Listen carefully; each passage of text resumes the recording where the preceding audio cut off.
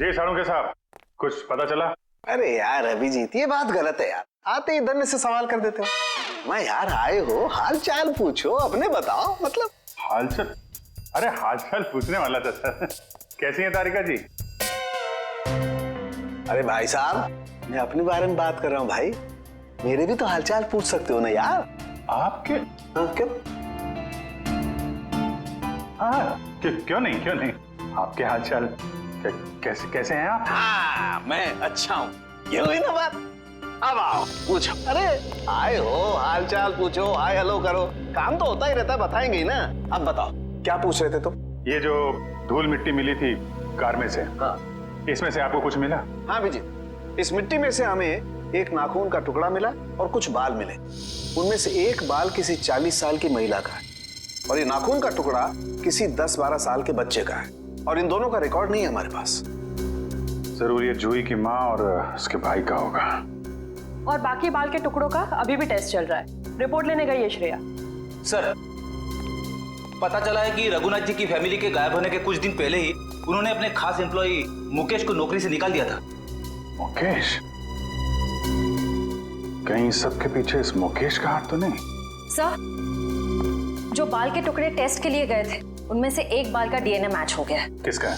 भानु नाम है उसका, अंडरवर्ल्ड का कॉन्ट्रैक्ट किलर है, सुपारी लेके मर्डर्स करता है और कई मर्डर केसेस भी चल रहे हैं उस पर। भानु?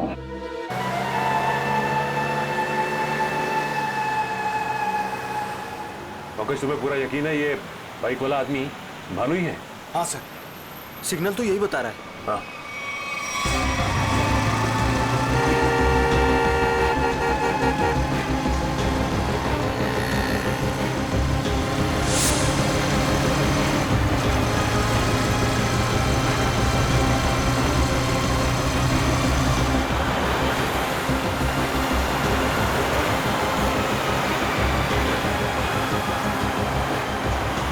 अचानक गायब कहाँ हो गया? दिखाई नहीं दे रहा। ओह माय गॉड! सर, गोली चली यहां से।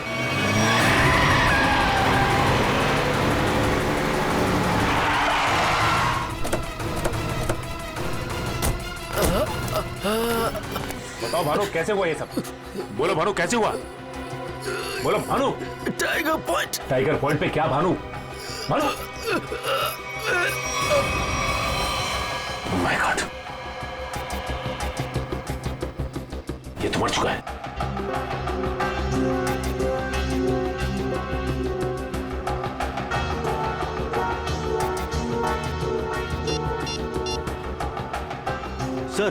सर इसके मोबाइल में एक अनआइडेंटिफाइड नंबर से मैसेज आया था। एक मिनट।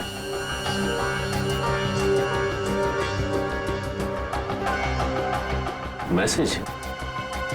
एक काम करो, पता लगाओ कि ये नंबर है किसका। रघुनाथ जी की कंपनी में 20 साल पूरे काम किया हूं मैं। फ्लोर मैनेजर था, प्रोडक्शन, लेबर सब मैं ही संभालता था। तो तुम्हें नौकरी से क्यों निकाल दिया मुकेश?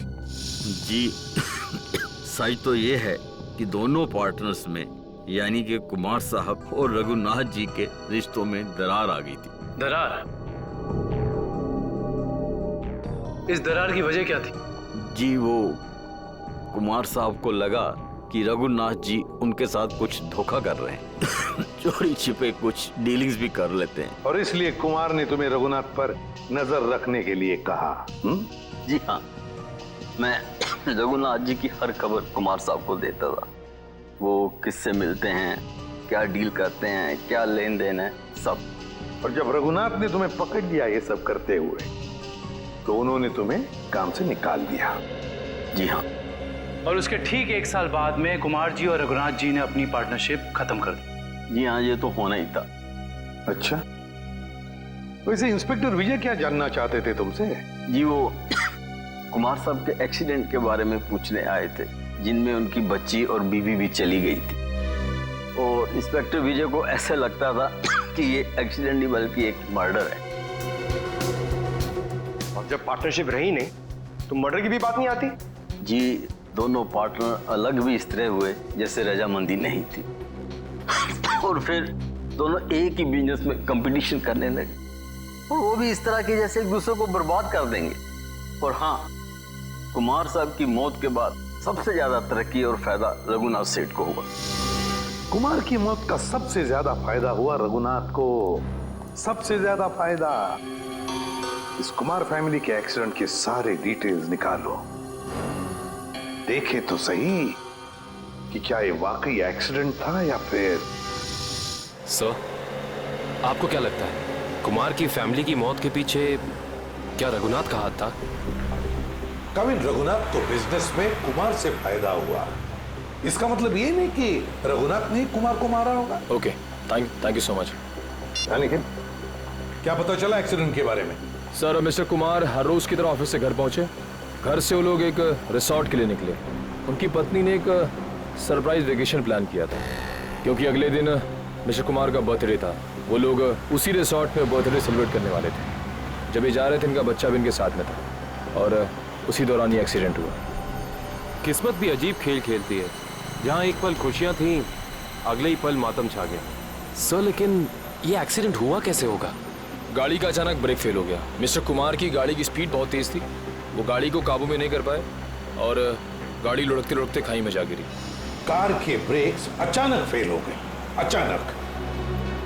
बड़ी अजीब बात है। सर, गाड़ी बिल्कुल नहीं थी। मिस्टर कुमार ने एक हफ्ते पहले ही वो गाड़ी खरीदी थी, तो ब्रेक फेल होने का सवाल ही पैदा नहीं होता सर। वही तो। सर, ऐसा भी तो हो सकता है कि कुमार की ही फैमिली के किसी मेंबर ने रघुनाथ की फैमिली से बदला लेने के लिए ये सब किया हो। कुमार परिवार की मौत के 20 साल बाद कौन बदला लेना चाहता है? जहां पर एक्सीडेंट हुआ वहां पर मिस्टर एंड मिसेस कुमार की लाश मिली थी, बच्चे की लाश नहीं मिली है ना? एक मिनट। क्या हुआ सर? गाड़ी घुमा लो। काविन, पता चल गया ये खूनी कौन है।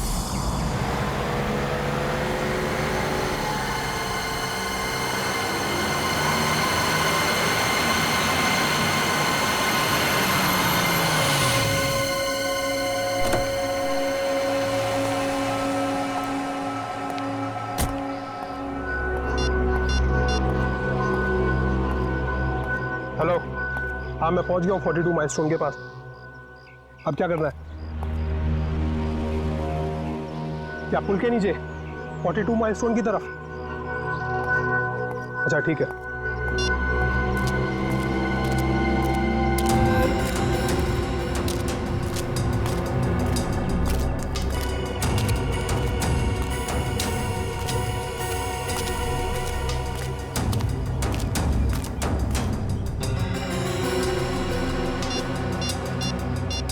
हेलो, हाँ आप किधर आना है? ये लेफ्ट राइट क्या लगा रखा है? पागल समझ रखा है क्या?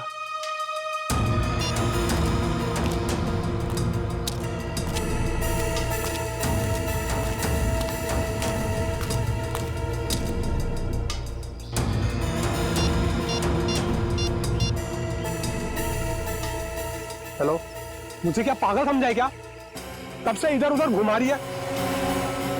चुपचाप सामने आ जा, नहीं तो मैं वापस चला जाऊंगा। इधर मेरा मुंह खुला और तुम जेल के अंदर, इसलिए जल्दी से सामने आ और मुझे मेरा रोकड़ा दे ताकि मैं जाऊं यहां से। मैं जा रहा हूं। घबराओ मत अनुज, तुम्हारा पैसा पेड़ के पीछे रखा है।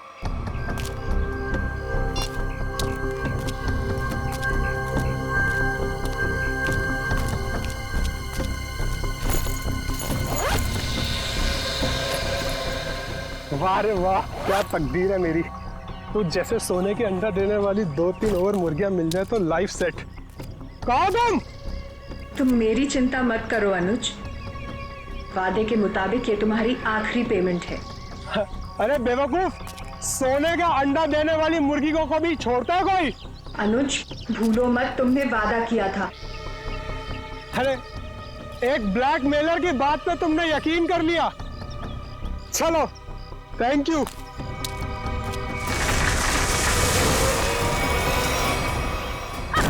ये क्या कर रहे हो जोई तुम?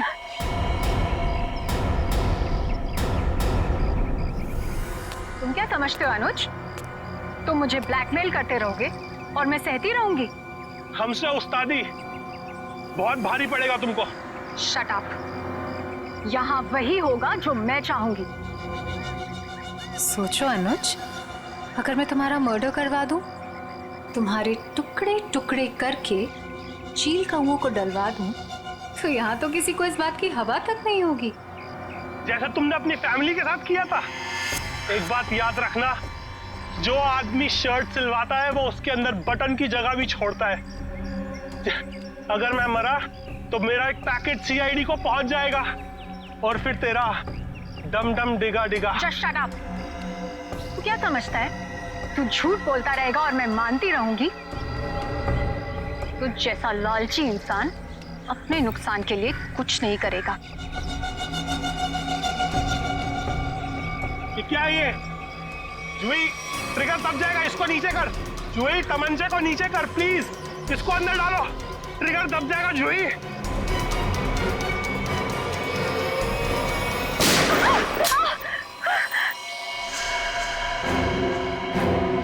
सीपी सर, आप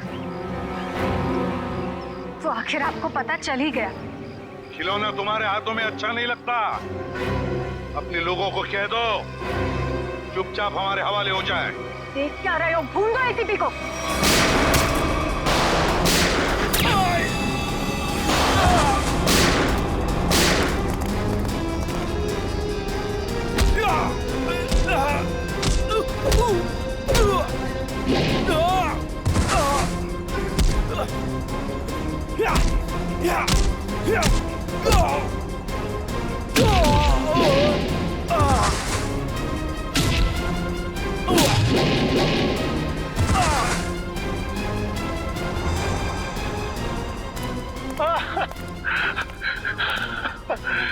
नहीं सर, मैं छोटा मोटा ब्लैकमेल हूँ सर।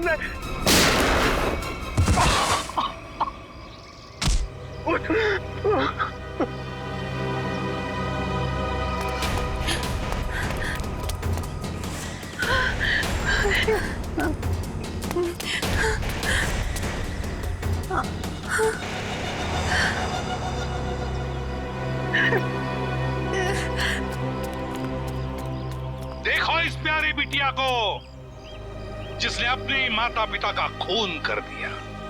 बताओ क्यों मारा तुमने अपने माता पिता को? वो मेरे माता पिता नहीं थे, उन्होंने सिर्फ मुझे गोद लिया था। मेरे असली पापा मिस्टर कुमार थे, जिनकी मौत एक कार एक्सीडेंट में हुई, और वो एक्सीडेंट रघुनाथ ने करवाया था। और अपने माता पिता की मौत का बदला लेने के लिए तुमने रघुनाथ और उसकी बीवी को मारने का प्लान बनाया, और उसके लिए तुमने भानु को पैसे भी दिए, है ना? हाँ, और भानु ने उस काम को पूरा अंजाम दिया। उसके बाद तुमने भानु के हाथों विजय जी को मरवा दिया और फिर भानु को भी अपने रास्ते से हटा दिया। हाँ, क्योंकि मैं अपने खिलाफ कोई सबूत नहीं छोड़ना चाहती थी। तो सारे इल्जाम अनुज पर आ जाए, है ना? और अनुज, तुम जूही के घर पे रघुनाथ जी की हैट रख के तुमने एक बंद केस को खोल दिया।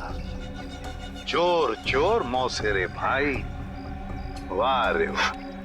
लेकिन एक बात याद रखना, मुजरिम चाहे कितना भी चालाक हो, उसका आखिरी ठिकाना तो जेल की चार दीवारी में भी होता है। अब जेल की सलाखों के पीछे सड़ते बैठना फांसी का ऑर्डर आने तक। आज हम आपको सच्ची घटनाओं पर आधारित टीवी शो क्राइम इंडिया की शूटिंग दिखा रहे हैं। क्राइम इंडिया के इस एपिसोड की कहानी रघुनाथ और उसके परिवार की है, जो आज से 10 साल पहले अखबारों की सुर्खियों में छाई रही। 5, 4, 3, 2, 1, एक्शन। वेलकम फ्रेंड्स, आपका स्वागत है क्राइम इंडिया के नए शो में। ये कहानी बहुत ही रोमांचक और रहस्य से भरी है। ये कहानी 10 साल पहले शुरू हुई इस बंगलो से। यहाँ रहते थे मिस्टर रघुनाथ अपने परिवार के साथ, एक खुश परिवार। फिर सारी खुशियाँ एक पल में छिन गईं। 10 साल पहले इसी दरवाजे से रघुनाथ की 21 साल की बेटी अपने घर प्रवेश करती है, जहाँ उसे अपने पिता का सामना करना पड़ता है, जो थोड़े गुस्से में थे क्योंकि जूही अपने दोस्त के बर्थडे पार्टी से लेट वापस आई। पिता की प्रताड़ सुनते ही जूही अपने पिता को समझाने की कोशिश करती है कि पार्टियों में तो अक्सर देर हो सकती है, उसमें इतना अपसेट नहीं होना चाहिए। रघुनाथ अपनी बेटी की बात सुनते ही चिल्लाने लगते हैं। जूही पिता का डर सह नहीं पाती। वो अपनी भरी आंखों से अपनी कमरे की तरफ भागती है। कमरा बंद किए बिना खाए पिए जूही सो जाती है। इसका हम नाट्य रूपांतरण करते हैं।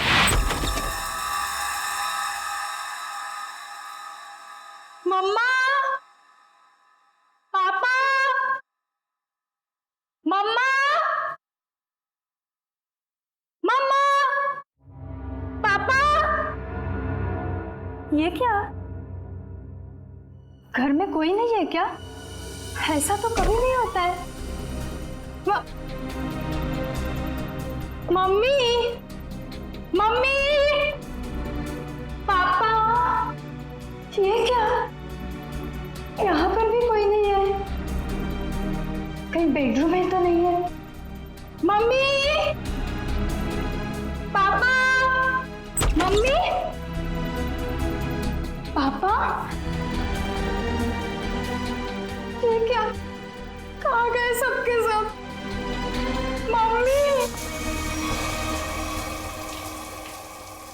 मम्मी, आप यहाँ पर हो? मैं कितनी परेशान हो गई थी पता है? मम्मी, मम्मी,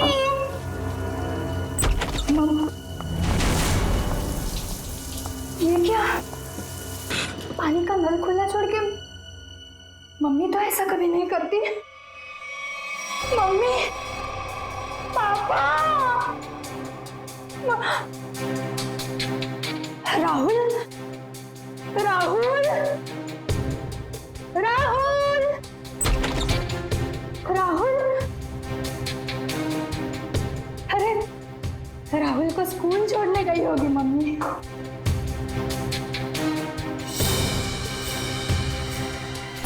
राहुल का स्कूल बैग, मतलब मम्मी राहुल को स्कूल छोड़ने गई। राहुल भी नहीं है। मम्मी, पापा, पापा की गाड़ी।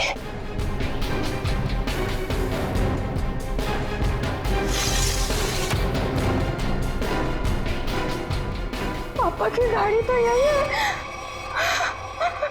पापा तो ऐसा नहीं करते कभी। पापा। उस दिन से आज तक जूही को अपने माता पिता और भाई के बारे में कोई खबर नहीं मिली। कहाँ खो गए वो तीनों? लेकिन जूही अपनी आखिरी याद अब तक नहीं भूल पाई है। अपनी मम्मी की पिंक साड़ी और पापा के स्टाइलिश हैट को, जो उन्होंने आखिरी दिन में पहना था, वो आज तक नहीं भूल पाई है। Just stop this nonsense. आप लोग किसी को चैन से जीने देंगे या नहीं? प्लीज मैम, आप प्लीज रुकिए। Shut up. और आप मेरे घर आए कैसे? परमिशन ली है ma'am. To hell with your permission. लोग मेरी जिंदगी को टेलीविजन शो का तमाशा समझते हैं। किसी के भी दर्द को स्टोरी बना देंगे। जिस घर से मेरी यादें जुड़ी हैं, आप उन्हीं यादों को एक्सपोज करेंगे। ये मैं नहीं होने दूंगी। Just go from here. चाहिए। ट्रस्ट मी मैम, हम ऐसा वैसा कुछ नहीं दिखा रहे हैं, बल्कि ये तो आपके लिए अच्छा ही है कि हो सकता है कि शो के बाद आपको नए फोन कॉल्स आए कि आपके मिसिंग पेरेंट्स मिल गए हैं। प्लीज मुझे और लालच मत दो। छोड़ दो मुझे मेरे हाथ पे। I said just go from here. Sir, live telecast चल रहा है। आप गलत ना समझे मैं। हम पूरे मसले को बहुत सेंसिटिवली हैंडल कर रहे हैं। सर, समझाइए मैम को प्लीज।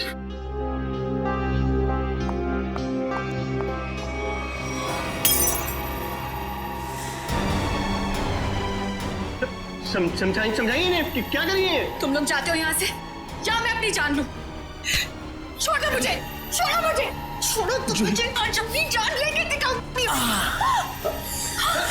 उदय, उदय, कितना खून निकल रहा है। बैकअप, बैकअप, चलो चलो चलो, इन्हें हॉस्पिटल लेके चलो। चल चल।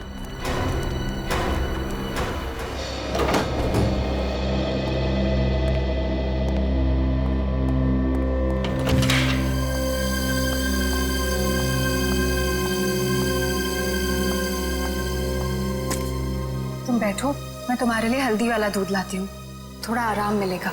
छोड़ो आराम आराम, इतनी फिक्र करती हो तो अपने गुस्से को कंट्रोल में रखना सीखो। मरने मारने पर उतर आई उस वक्त। तो फिर क्या करती? वो लोग मेरे घर वालों की इज्जत के साथ खिलवाड़ कर रहे थे, मेरे जख्म को रेत रहे थे। मेरे इमोशंस को कभी समझते ही नहीं हो। ऐसा नहीं है, नहीं समझता मैं तुम्हारे इमोशंस। जूही, मैंने ही कहा था, बहुत हिम्मत वाली लड़की हो। जिस तरह से तुमने इस दुख को समेटा और जिंदगी को फिर राह पर ले आई, कोई और होता कब का टूट जाता। तुम जैसा हमसफर बहुत नसीब से मिलता है। और तुम जैसा हस्बैंड भी हर लड़की को नहीं मिलता। इसी बात पर दूध नहीं, ग्रीन टी हो जाए। ठीक है, बैठो, मैं अभी लाती हूँ।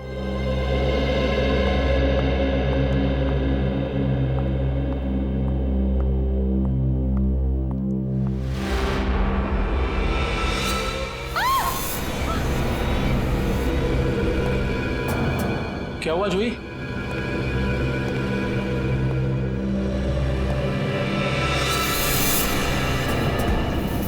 आपको क्यों लगता है कि ये हैट आपके पापा का है? कोई निशानी, कोई पहचान? ये उनका फेवरेट हैट था। मैंने बचपन से उन्हें यही हैट पहनते देखा था। देखिए जूही जी, प्लीज बुरा मत मानिएगा, लेकिन इससे ये प्रूव नहीं होता कि ये हैट आपके पापा का है। कोई खास दूसरी पहचान, कुछ भी? उदय, इन्हें पापा के वो सारे फोटोज दिखाओ जिनमें उन्होंने यही हैट पहना था।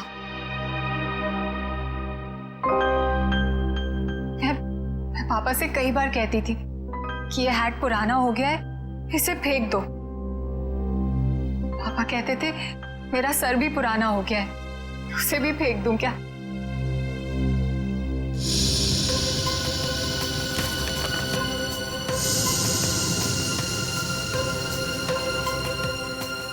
जूही जी, इसे देख के तो ये जाहिर नहीं होता कि ये हैट यही वाला है।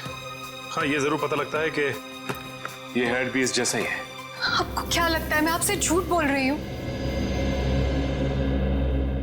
एक काम कर, जरा आप घर के खिड़की दरवाजे चेक कर। जी सर। जूही जी, आप जो कह रही हैं वो तो हम मान लेते हैं, लेकिन ये हैट यहाँ पे आया कैसे? अपने आप तो नहीं आया। जी सर, किसी ने तो इसे यहाँ रखा ही है। आपको किसी पे शक?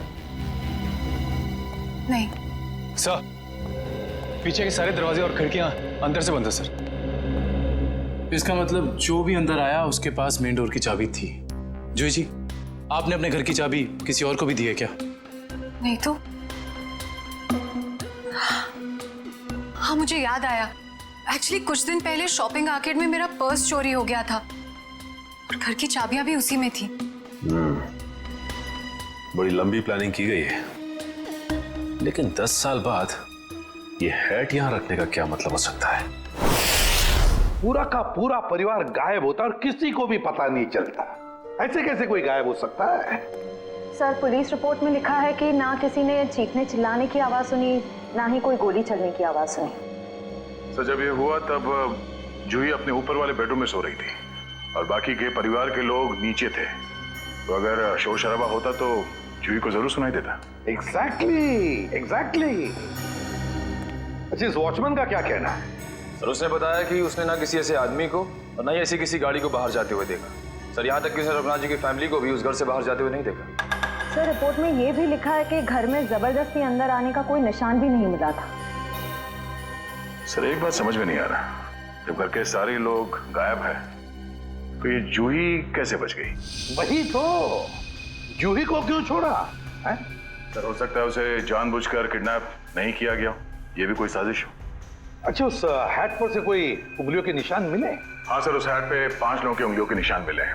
2 तो जूही और उसके हस्बैंड के हैं, बाकी के मैच नहीं हुए हैं। जूही और उसके पति की उंगलियों के निशान। हो सकता है 10 साल बाद जब अपने पिता की हैट देखी तो दोनों ने उठाई होगी। सर, अखबार की एक कटिंग में लिखा था कि रघुनाथ जी के एक भाई है, हिमांशु, जिनसे उनकी ज्यादा बनती नहीं थी। दोनों भाइयों में प्रॉपर्टी को लेकर कोई झगड़ा चल रहा था। और बाद में हिमांशु ने जूही से कुछ पुराने इन्वेस्टमेंट्स लौटाने के लिए कहा था। सर, इस हिमांशु के बारे में पता लगाना पड़ेगा। सर, एक और बात पता चली है क्या? सर, जब हम इस केस की फाइल्स लेने गए तो वहां से पता चला कि ये फाइल्स इंस्पेक्टर विजय भी 2-3 दिन पहले लेकर गए थे। इंस्पेक्टर विजय?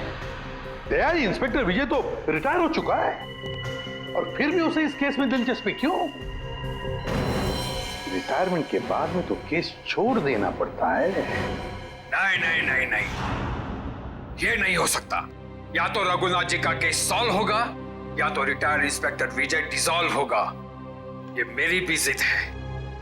और रंजीत, मैं बहुत नजदीक पहुंच गया हूं। किसी भी दिन कमिश्नर के पास पहुंच सकता हूं। सर्विस के दौरान 99 केस और रिटायरमेंट के बाद ये पहला केस, यानी हो गए पूरे 100।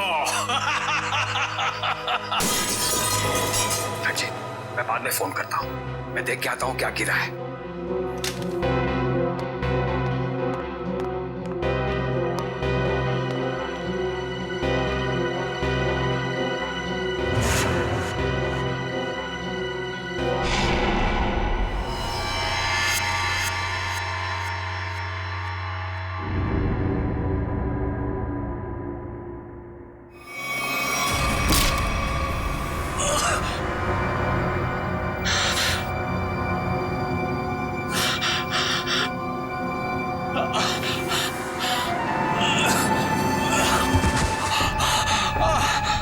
इंस्पेक्टर विजय, शायद तू भूल गया है कि अभी तो इंस्पेक्टर नहीं है, रिटायर्ड इंस्पेक्टर हो गया है। बस अब तेरी कहानी खत्म।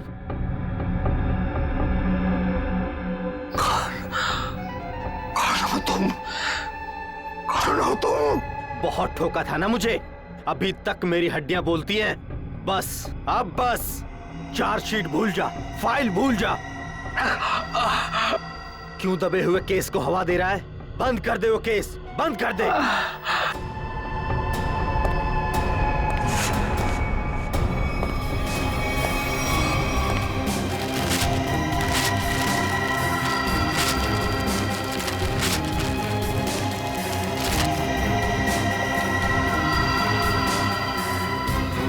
रघुनाथ भाई साहब को गुजरे तो तकरीबन 10 साल हो गए और अब तो सिर्फ उनकी यादें।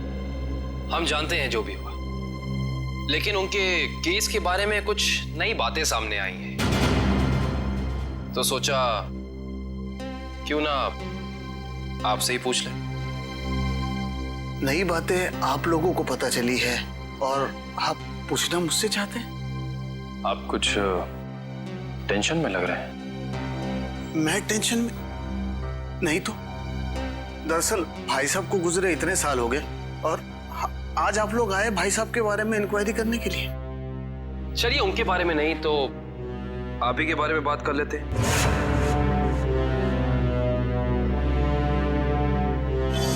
कल दोपहर में कहाँ थे आप? कल ऑफिस में था। ऑफिस? रियली? इसमें हैरान होने वाली क्या बात है? आप कल 12 से 3 बजे तक ऑफिस में ही थे। एक्चुअली मैं लंच आवर्स में घर आता हूँ 2-3 घंटा रेस्ट करने के लिए। आपके घर का एड्रेस 54 गुलमोहर रोड है ना? जी नहीं। लेकिन आपकी कार कल उस वक्त उसी बंगले के सामने खड़ी थी। उफ, मेरी याददाश्त। दरअसल मैं सठियाने लगा हूं। मैं कल रुक गया था एक दोस्त के यहाँ, वो भी वहीं गुलमोहर में ही रहते हैं। मिस्टर हिमांशु जी, झूठ बोल रहे हैं आप। वहां पे आपका कोई दोस्त नहीं, बल्कि आपकी भतीजी जूही रहती है, समझे आप? इसलिए झूठ बोल के कोई फायदा नहीं है। हम जानते हैं कि आप जूही से मिलने गए थे उसके घर। हाँ, मुझे उससे कुछ काम था। काम था इन्हें? हाँ, फिर आप उससे मिले क्यों नहीं? बल्कि आप तो छिपते छिपाते उसके घर गए, उसके किचन के प्लेटफॉर्म पे उसके पिता रघुनाथ जी की हैट रखी और बड़े आराम से वहां से निकल गए। क्यों? हैट? कौन सा हैट? मिस्टर हिमांशु, आपको लगता है कि आप ऐसी गोल गोल बातें करके सीआईडी से बच सकते हैं? कसम से ना तो मैं भाई साहब की किसी हैड के बारे में जानता हूं और ना ही उनके लापता होने के बारे में। हिमांशु जी, ये क्या है?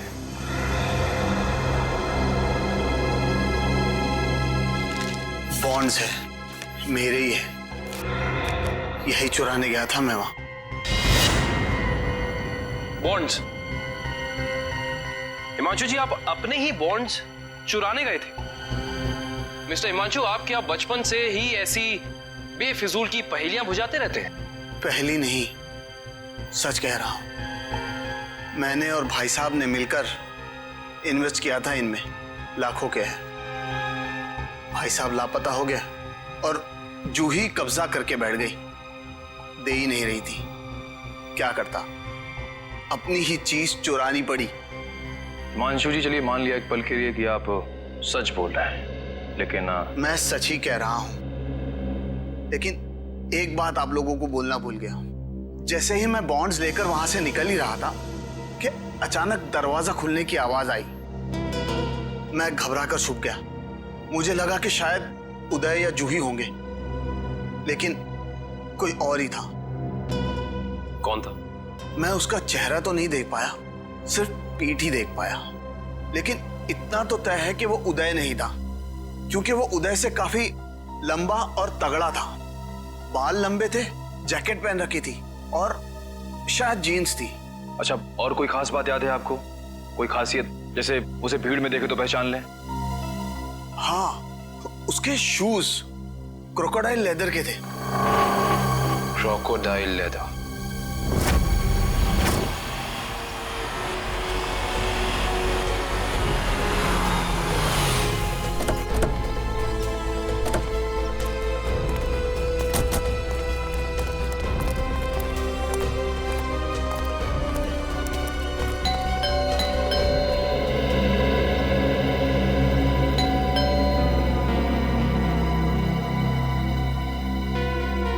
विजय, विजय, विजय सर।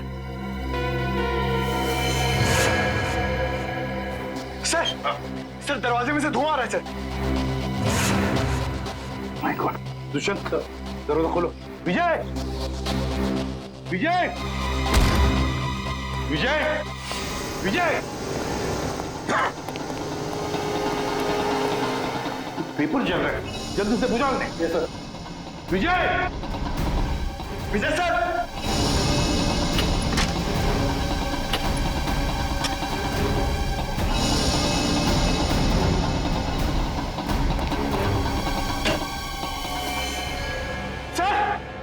सर जल्दी आइए। क्या हुआ पंकज? Oh my god. विजय,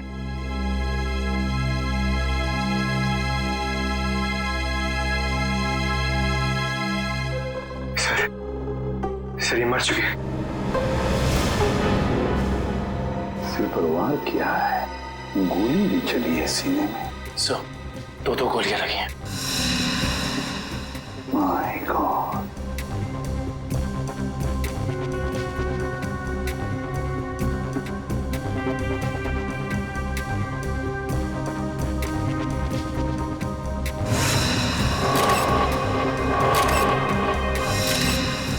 पंकज, पलटाओ इन्हें।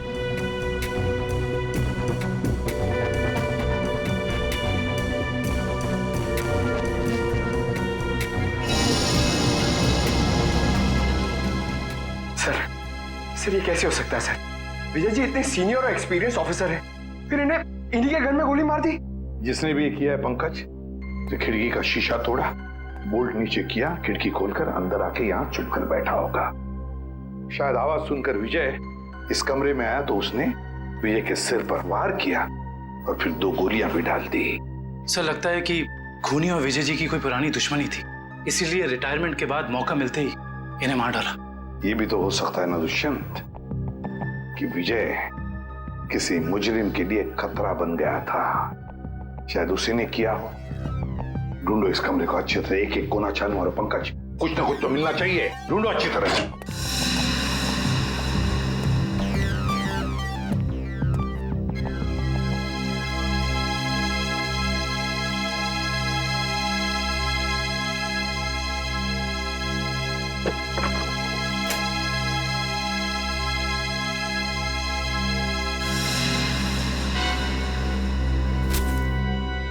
सर, हाँ ये देखिए, रघुनाथ जी की केस फाइल, लेकिन इसमें कोई पेपर नहीं है सर। बाकी सब केस फाइल के पेपर्स हैं। ये देखिए सर, सब में पेपर्स हैं, सिवाय इसके। तो दुष्यंत, इसका एक ही मतलब है, इसके अंदर जो पेपर्स है वो वहां जलाए जा रहे थे। कोई नहीं चाहता था कि रघुनाथ के केस के बारे में हमें कुछ पता चले। सर, हाँ सर, विजय जी का मोबाइल मिला और आखिरी कॉल उन्होंने किसी अनुज को किया था। तो फोन करो इस अनुज को।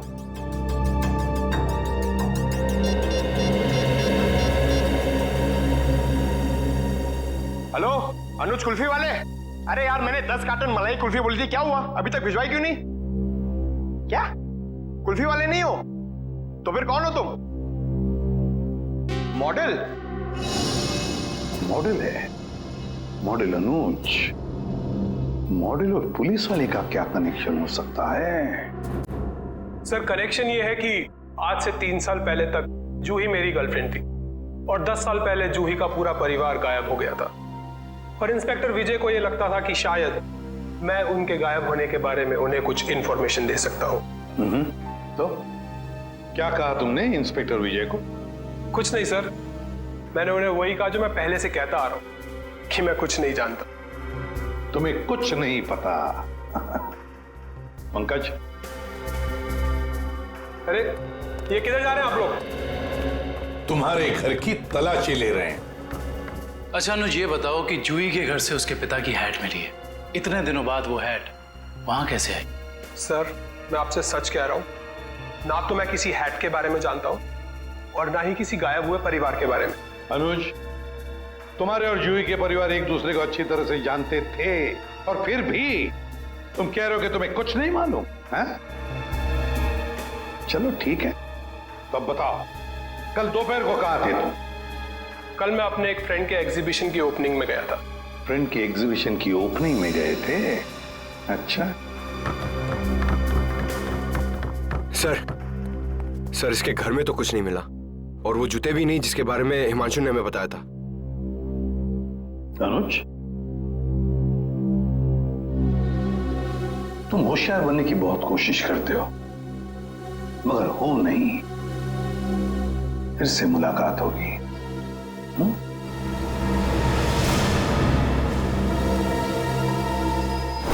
तो समझ में नहीं आ रहा ये आदमी चाहता क्या है। जो एक तरफ वो जूही के घर में हैट रखता है और दूसरी तरफ विजय को मारकर केस के फाइल्स, पेपर्स और फोटोज मिटा देता है। क्यों? यार, लगता है उसे पता चल गया था कि विजय जल्दी अपराधी को पकड़ने वाला है। लेकिन एक बात समझ में नहीं आ रही है कि उसने रघुनाथ की हैट जूही के घर में क्यों रखी? क्या सोच रहा है वो? कोई ना कोई चाल तो जरूर है दया, इसके पीछे कोई ना कोई चाल तो है। ये केस कुछ ज्यादा ही उलझा हुआ है सर। वैसे विजय के काम करने के तरीके को मैं अच्छी तरह से जानता हूं। वो सारे के सारे अंडे एक ही टोकरी में कभी नहीं रखता। इन्वेस्टिगेशन की अलग अलग कड़ियां वो अलग अलग जगह पर रखता था। सर, विजय के सारे रिलेटिव्स से पता किया, किसी को भी मालूम नहीं है कि वो कर क्या रहा है। उसके मोबाइल से कुछ पता चला है? नहीं सर, कुछ पता नहीं चला। वे देखना पड़ेगा मौत के कुछ दिन पहले विजय कहां कहां गया था, किस किस से मिला था। सर, इंस्पेक्टर विजय के घर पे हमें जो जले हुए कागज के टुकड़े मिले थे, उनमें से ये टुकड़ा आधा जला हुआ है और इस पर नवदीप गराज लिखा हुआ है। नवदीप गराज? दया, विजय ने ये नाम ऐसे नहीं लिखा है। जरूर इस गराज का इस रघुनाथ के केस से गहरा संबंध है। जरूर कोई ना कोई गहरा संबंध है। विजय सर हाल ही में एक सेकंड हैंड कार के बारे में पूछने आए थे। Second hand car? जी हाँ, एक व्हाइट कलर की सेडान कार बेची थी 10 साल पहले। विजय सर उसी के बारे में पूछने आए थे। उस गाड़ी के कोई रिकॉर्ड या पेपर्स होंगे आपके पास? जरूर सर, हम रिकॉर्ड हमेशा पक्का रखते हैं। गाड़ियों का मामला है, क्या पता कब कोई चोरी की निकल आए। शेखर, वो जरा गाड़ियों की सेल डिटेल की फाइल लेके आना। याद है ये गाड़ी किसने खरीदी थी? जी हाँ, कोई गिरीश साहब थे, उन्होंने खरीदी थी। ये लीजिए सर। ये लीजिए, ऊपर ही रखे हुए हैं, विजय सर को दिखाने के लिए ही निकाले थे।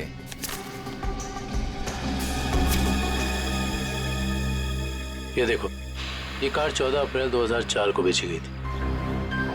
रघुनाथ जी के गायब होने के ठीक 2 दिन पहले सर। राइट। इसका मतलब है कि इस कार को रघुनाथ जी फैमिली के गायब होने के बीच कोई ना कोई ताल्लुक जरूर है। मतलब सर, विजय जी ने गाड़ी तक पहुंचने का जो रास्ता चुना है वो जरूर रघुनाथ जी तक जाता होगा। एक काम करते हैं, पहले तो आरटीओ से ये पता करते हैं कि ऐसी किसी कार का रजिस्ट्रेशन हुआ था या नहीं, और विजय जी के मोबाइल पोजीशनिंग रिकॉर्ड से ये पता करते हैं कि पिछले दिनों वो कहाँ गया था। हो सकता है इस केस को सॉल्व करने में हमें कोई मदद मिल जाए। सर, ये लैटिट्यूड 345 नॉर्थ और 213 ईस्ट है। सर, एग्जैक्ट वही लोकेशन है जो विजय जी के मोबाइल फोन में स्टोर है। सर, विजय जी इस जंगल में यहाँ आए थे, लेकिन उन्हें यहाँ मिल के सकता था। करण वो जरूर इस केस से जुड़े हुए कुछ सबूत ढूंढने के लिए यहाँ आया। ये भी तो हो सकता है कि वो उस सफेद गाड़ी के पीछे आया हो।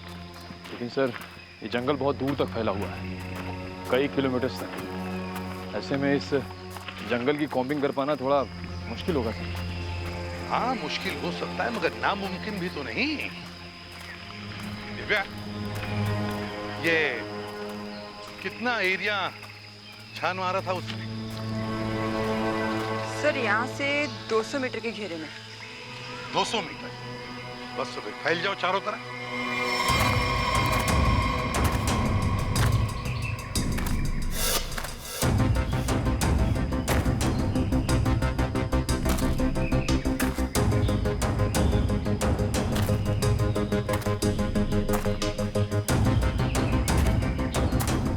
सर।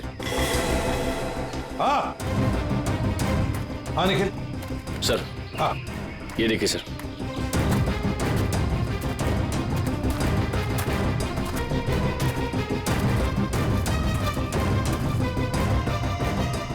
MS01Y5371। सर, ये तो वही सफेद कार है जो उस गैरेज से बेची गई थी। देखो जरा, गाड़ी साफ करो अच्छी तरह से।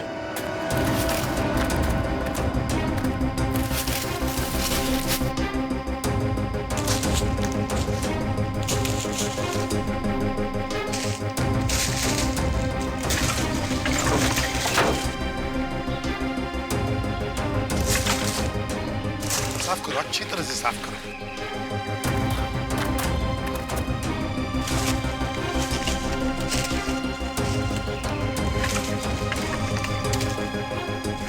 सर। हाँ सर, ये गाड़ी इतनी ऊपर खाई से नीचे गिरी कैसे होगी? एक्सीडेंट हुआ होगा। मगर सर, अगर जूही का परिवार इस गाड़ी में था तो इस गाड़ी में कुछ तो होना चाहिए, कंकाल वगैरह। पूरी गाड़ी खाली है सर। सर, 10 साल हो गए, कीड़े सब खा गए होंगे अंदर। हाँ, मगर केविन कुछ तो मिलता है ना? एक काम करो, एक गाड़ी के अंदर जितनी भी धूल मिट्टी है सब इकट्ठा करो। करण, जाकर वैक्यूम क्लीनर लेके आओ। सर, ऐसा भी तो हो सकता है कि वो लोग कभी गाड़ी में थे ही नहीं। केविन, ये भी तो हो सकता है कि गाड़ी के अंदर जितने भी परिवार वाले थे उनकी लाशों को कहीं और फेंक दिया और गाड़ी को यहाँ खाई में लाकर नीचे ढकेल दिया।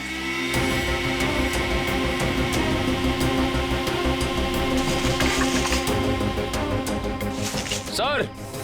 हाँ। ये देखिए सर, लॉकेट। सर, ये तो जूही की माँ का लॉकेट है। बिल्कुल ऐसा ही लॉकेट मैंने उन्हें एक फोटो में पहने हुए देखा है। जूही की माँ का लॉकेट? जी।